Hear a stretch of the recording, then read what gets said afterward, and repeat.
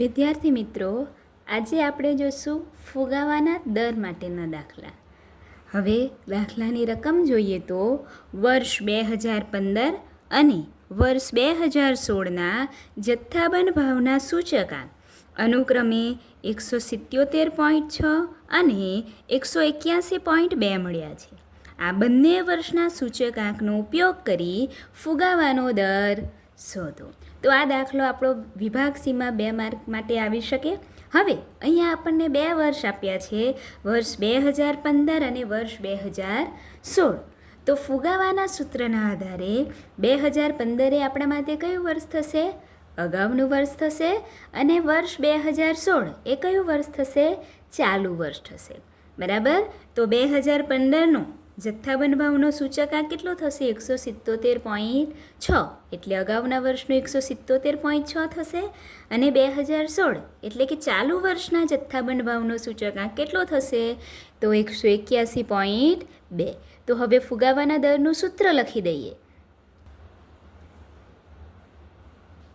કે ફુગાવાનો દર બરાબર, સૂત્ર કયું આવશે? તો પહેલા કૌંસમાં આવશે ચાલુ વર્ષનો જથ્થાબંધ ભાવનો સૂચકાંક માઇનસ બીજા કૌંસમાં આવશે અગાઉના વર્ષનો જથ્થાબંધ ભાવનો સૂચકાંક. છેદમાં શું આવશે? તો છેદમાં ફરી આવશે અગાઉના વર્ષનો જથ્થાબંધ ભાવનો સૂચકાંક અને ગુણાકાર કેટલા કરીશું? તો ગુણ્યા લખી દેશું 100. તો આપણું આ ફુગાવાના દરનું સૂત્ર થઈ ગયું. હવે એમાં કિંમત મૂકીએ તો ચાલુ વર્ષનો જથ્થાબંધ ભાવનો સૂચકાંક કેટલો છે? તો 181.2. માઇનસ છે તો માઇનસ મૂકી દેશું.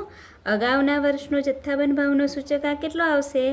177.6 છેદમાં અગાઉના વર્ષનો જથ્થાબંધ ભાવનો સૂચકાંક 177.6 ગુણ્યા 100. હવે શું કરશું? તો ડાયરેક્ટલી ત્રીજા સ્ટેપમાં જવાબ આવી જશે. ત્રીજા સ્ટેપમાં જ કે 181.2 માંથી 177.6 બાદ કરીશું. બરાબર, બાદ કરીશું એટલે 3.6 આવશે.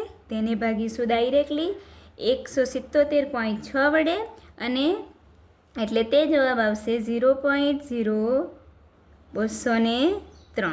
ગુણ્યા 100.